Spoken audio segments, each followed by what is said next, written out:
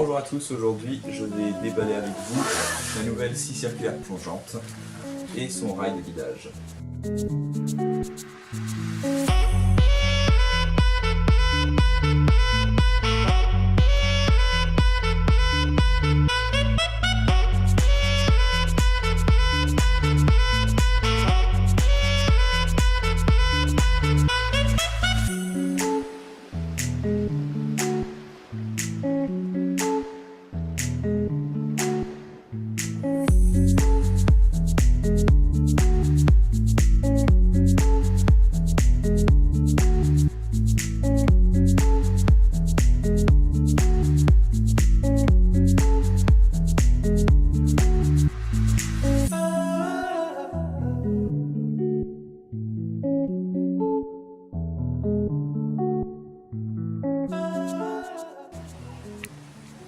Donc sur l'emballage déjà on a quelques instructions, donc le diamètre de la lame, la profondeur maximale de passe, de coupe donc, les accessoires fournis, les possibilités qu'il y a avec cette scie plongeante, on peut bien voir ici.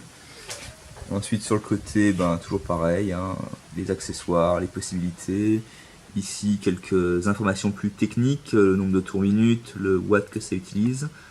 Le poids et le bois que ça peut couper selon les différents angles. Alors,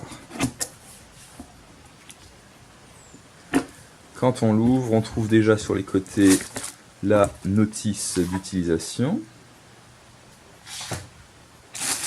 la machine en elle-même forcément, une lame différente, donc c'est pas une lame vraiment de rechange, c'est vraiment une différente, la machine, le sachet d'accessoires et une petite règle en fait qui sert à raccorder deux rails différents.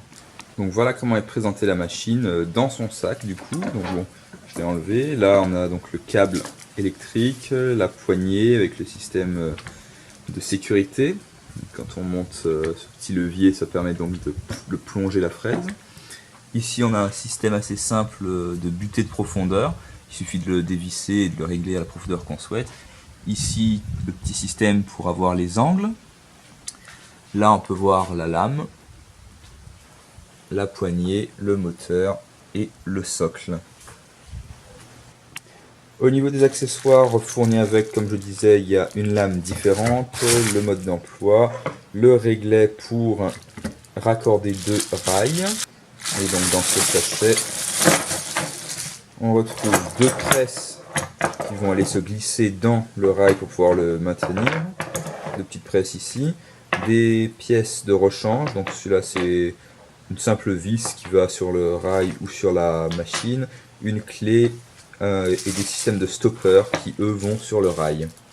Pour le rail c'est assez simple, il se présente comme ça. Donc il y a deux sortes de glissières. Donc il y a à peu près l'inverse sur la semelle de la machine qui va donc pouvoir coulisser dessus.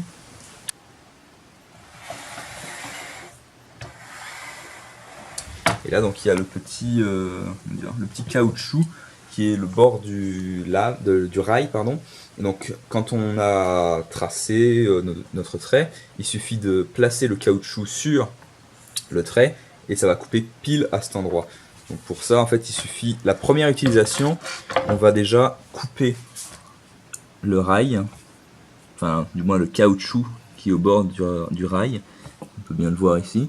Ce qui va donc permettre que le rail soit exactement au bord de la lame en fonction de la machine qu'on utilise.